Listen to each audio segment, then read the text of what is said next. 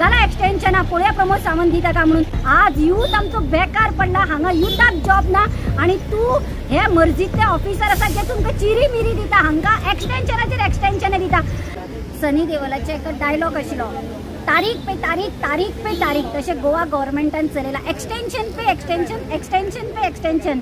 आता सरकार कितें करता ना, जे पळय ऑफिसर आसा जे रिटायर जावपाक येता, हे रिटायर जावपी आसा ऑफिसर पळय ते सरकाराच्या मिनिस्टरांचे पांय धुता, अक्षरशः तांच्या घरांत चाकरी करतात आणि आपली एक्सटेंशनां मेळटा।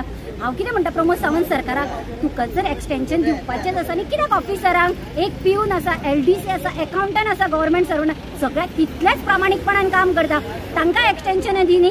हांव गोंयच्या सगळ्या म्हणटा तशें गव्हर्मेंट एम्प्लॉईंक सांगता, घाला एक्सटेंशना पळया प्रमोद सावंत दिता का म्हणून।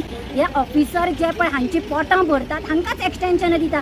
गोंयचे रस्ते पाड पडल्या, WRD तर सामके कामान ना, अशे ऑफिसरांक तुमी एक्सटेंशन दिता। मागीर हांव प्रमोद सावंताक सांगता, कर उपकार करता मरे हांचेर, सगळ्यांचेरच उपकार कर आणि 60 वर्सां रिटायरमेंटाक नाका, डायरेक्ट 70 वर्सां कर ना जाल्यार हे ऑफिसर आसा पळय मरसर ते खुर्चेर दवर तूं।